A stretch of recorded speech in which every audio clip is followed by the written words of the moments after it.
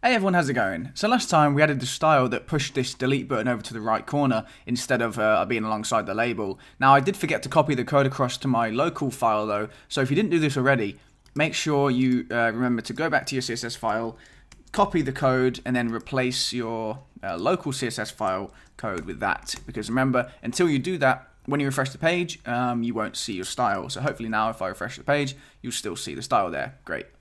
So anyway, onto this lesson then. So what we're going to do here? Well, at the moment we have it opening the dialog when you press the delete button. That's great, but we're not doing anything past that point. So what we're going to do is when the dialog opens, first we're going to take the post ID and add it to the delete button.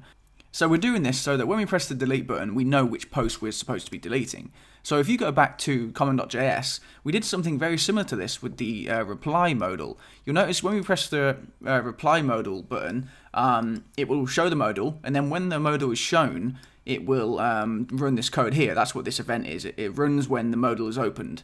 So the first thing we do is we get the post ID from that element, and then we add it to the reply button. And that means when we press the reply button, we then can take that ID. So we'll do something very similar to that, almost identical.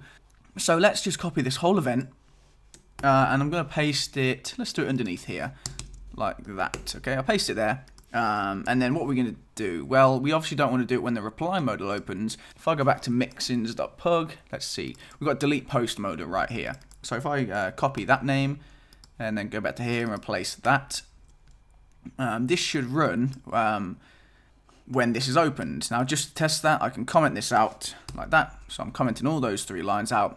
For those who don't know, I just highlight it all and I press command / or control / if you're on a Windows computer. And then what I'll do is I'll just say alert opened. Okay, let's give that a try. So hopefully when I press the delete button, you should see this pop up. Okay, great. So what we're going to do now? Well, first I'm going to uncomment this. So I'll highlight it all and press command /.